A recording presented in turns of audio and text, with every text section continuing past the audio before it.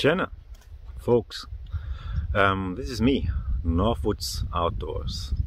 So initially this channel, just as a side information, was meant to make videos in German language, but I decided to also release some videos in English. So welcome, fine that you're here. This video is about, and you have seen it already, about using the strap properly. Because what I have seen on a lot of YouTube videos, and recently also from another YouTuber which I really like, he introduced his way of stropping, and in my opinion there are a couple of things. There is no wrong or right. The truth is something in between. But when it comes to stropping, I think a lot of people are doing a lot of mistakes. Let me say it this way. And I just want to contribute to maybe enlighten you a bit. Maybe you did it wrong in the past and it doesn't work out that well, and you're a little bit worried or concerned that you maybe have the wrong technique. Yeah, that's maybe the truth, but that's all. Or let's discuss this in this video. So again, really enjoy that you're here, and let's jump in. Okay folks, as promised, using a strap and how to do it correctly. So first of all, this is a standard strap, nothing special. On one side we have a harder leather, and on the other side it is a more softer, rough side. And this is done by purpose. And I'm going to explain you why they have two different sides and what is the purpose of it. Maybe one thing, when you want to strap a knife, you can, or it is really likely that you do it because of two reasons. Reason number one is you have sharpened your knife on a stone or whatever, on your teeth-proof system or wicked edge system or whatever, or even if you do it with a band machine, and after you sharpen it on the stone and wherever, you want to remove the burr of or on the blade. So what is a burr? A burr is when you're using, and it doesn't matter what kind of grind this is, when you're using a sharpening stone and sharpening your knife, it happens that metal moves from the side to the edge and is bending a bit over. And this happens on each and every side when you're sharpening a knife, and you want to remove this burr because you don't want to have an edge like this, and on the top of my fingers is the burr. You want an edge like this, or like this. It depends if you want to have a convex or a V-edge or a Scandi. Yeah, you want to have a clean edge, because a clean edge cuts way better. To remove a burr, you take a strap, or you can take a strap. You can use, or yeah, you can do it in several ways, but normally you would use a strap. Take a knife, and the side where the burr is hanging over, and you can feel this by using your fingernails and pulling them over the edge, and you can feel on which side the burr is, and you want to remove the burr on the side where it is. So with gentle movements over the strap, yeah, and then you have removed it. And you can also test it. And then check it if is the burr still there. If so, repeat. If not, you have done everything right and your knife is already sharpened. But there is also a second option when you want to use a strap. A lot of people like using a strap when they want to just touch up their knives on the field. Yeah, and you know, stropping a knife doesn't make any sense when it is really dull. Yeah, stropping a working sharp edge, that makes sense, but a really dull knife, no, almost not. Yeah, there is some sharpness involved to use a strap successfully. And now it comes. Not all grinds, or you just don't. It doesn't make any sense to strap all kind of grinds. Why is that? So as I said, this strap consists of a softer side on a harder side. And this is a convex grind bar with a knife.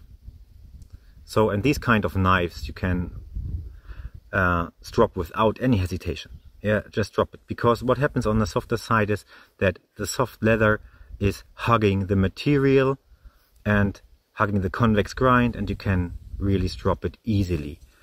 Nothing happens to the grind except that you just preserve your convex, which is a good thing, a really, really good thing. So for a convex ground knife, you can really strop how long you want to. No stress with that. So remove the burr if you have one, as I said, on the softer side. But when we talk about touching up your knives, you can start with a soft one, and then you can go to the harder side. Or you just use a strop with a harder leather. It doesn't make any sense, or it doesn't make any difference. I'm sorry, it doesn't make any difference. But if you have a soft and a hard side, I would use the hard side the last. So you can touch them up. And the most important thing is consistency. It's like sharpening a knife. You need consistency. You need to know what to do. You should start with the tip of the blade and then moving forward, and then the whole blade. Yeah. And both sides. And now it comes without any pressure, or almost no pressure. Why is that? That is because, especially on the softer side, when you press too much on the leather, because it is soft, is hugging the blade, and it's not doing this anymore. It is when you press too much, it's doing this. And when you then pull it over, it can happen that the leather is taking away the sharpness of the knife, because it's hugging and material is rubbing over the edge, and then you have a blunt edge. You don't want to have that. So with almost no pressure and a couple of times. As I said, when it is a convex, as many as needed, whatever you like. You can make a convex edge easily razor sharp with that method. This is, by the way, sharp. There are some differences when it comes to other grinds. For example, if you want to strop or hone a Scandi grind, please, please, please. Of course you can do that. I'm not here to telling you what to do and not what to do, but I'm telling you, if you're honing or stropping a Scandi grind over a long time, you will convex the grind. And this is why, do you remember when I said, if you put it here on the softer side and then you strop it, and what's happened with a soft leather, it's hugging around. And here the case is not that I'm concerned that the edge is going away. You can bring it back quite easily. The thing is, it will hug also these grind lines, and this will disappear over time. And what also will disappear is the straight Scandi grind over time. And I'm not saying this happens immediately after the first 1 or 2 or 3 or even 10 times stropping your knife, your Scandi grind knife. But over time it will happen, or it happened that it will look this way. Yeah, it is becomes convex. And then a lot of people are wondering, why is the performance of the knife not anymore as it was when it was new? Yeah, because you just grounded convex. That's the case. That's the reason why. Yeah. So please be careful. As I said before in the first couple of minutes, after grinding your knife on a stone, yeah, after you did that, there's no concern to put it 1 or 2 times over the strop to hone it, yeah, to remove the burr. No worries, nothing will happen to your blade. That's totally fine. Just for the sake that I've mentioned the most, or yeah, the more common grinds out there, this is a knife which, or within V-edge actually, and this is the same topic as with the Scandi grind. Yeah, if you want to convex your V-edge, and I did this with purpose on this knife because I've grounded this to 30 degrees per side and then I convexed it with purpose, then you can use the strop as often as you want. But if you want to preserve your V-edge, after grinding it on a stone, just put it a couple of times over the strop to remove the burr. That's all needed. If you want to field sharpen your knife, or if you want to hone it on the field, of course you can just, for a quick touch up, and I say for a quick touch up, use a hone as well. But you can also use something like a Feldknieven DC4 or Spyderco double stuff. Yeah, these pocket stones are pretty good. They have several options, especially Falkniven CC4 has also a ceramic side, and you can really touch up your blades quite easily and you get them razor sharp.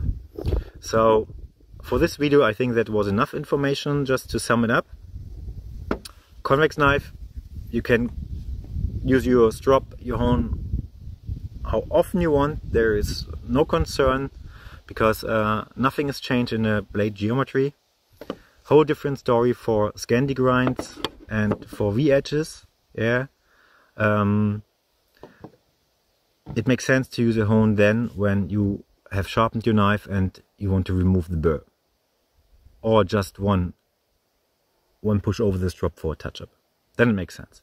Yeah, and with almost no pressure. Yeah, you remember that the leather is hugging your blade. And when it is sucking too much, it is also removing the sharp edge, especially when you use compounds on your strops. I hope that was a bit of explanation, and you've learned something new. If not, hey, that's not the worst thing, to repeat things. Yeah. So thanks for watching. Feel free to subscribe. There will be more English videos in the future, I promise, about knives, about gear, about being outdoors. So yeah, looking really forward to meet you guys again. Have a great day, and as you say in Sweden, hej då.